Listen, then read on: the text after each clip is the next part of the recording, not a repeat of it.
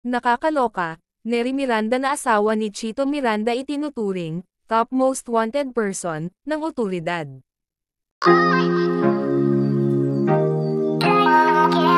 Dinakip daw ng mga otoridad mula sa Pasay City ang asawa ni Chito Miranda, dahil sa paglabag sa Republic Act RA 8779 Section 8, o may titulong, Registration of Brokers, Dealers, Salesmen and Associated Persons, ng Security of Exchange Commission o SEC.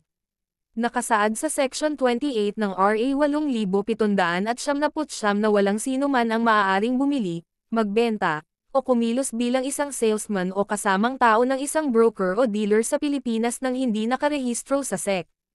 Ito ang ibinalita ng talent manager at online TV host na si OG Diaz sa kanyang YouTube vlog na, Showbiz Update, kahapon, November 24. Sabi ni OG, nakarating sa kanya ang naturang balita sa pamamagitan ng isang source na isa sa mga unang nakaalam ng nangyari kay Nery. At ang mas nakakaloka pa dito ayon kay Mama Uggs, itinuturing daw ng mga otoridad si Nery bilang isa sa top most wanted person.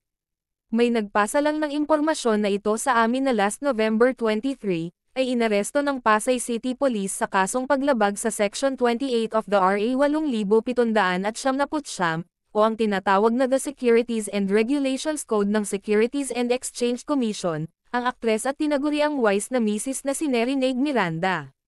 Di pa malinaw kung anong eksakto ang dahilan at kung sino ang mga nagrereklamo. Kung totoo man ito ay mas magandang mapakinggan din ang panig ni Nery. Sana ay mapakinggan natin ang bersyon ni Nery at ng mga nagreklamo sa kanya, ang pahayag ni OG. Wala namang binanggit ang talent manager kung sino ang mga taong nasa likod ng pagkakaaresto kay Nery at kung ano ang nagawa niyang paglabag sa Securities and Regulations Code ng SEC. Ang sabi lang ni OG, sabi raw ng source niya, baka raw may nakaaway si Nery sa negosyo kaya humantong sa korte ang kanilang hindi pagkakaunawaan. Chinek namin ang official Instagram at Facebook page ni Nery.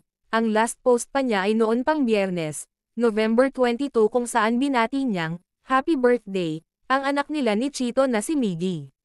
Nang tingnan naman namin ang SOCMED page ni Chito ay wala rin siyang post tungkol sa kumakalat na isyo tungkol sa kanyang misis. Pero may mga IG followers ang bokalista ng parokya ni Edgar na nagtanong sa kanya kung totoo ang lumabas na balita tungkol sa kanyang wifey. Ngunit walang sinagot sa kanila ng singer-songwriter. Wait and see na lang tayo sa magiging official statement ni Nery hinggil sa balitang ito. Posible kasing isa na naman itong fake news mula sa mga taong walang magawa sa buhay kaya huwag muna tayong mag-judge at magbigay ng negatibong komento. K.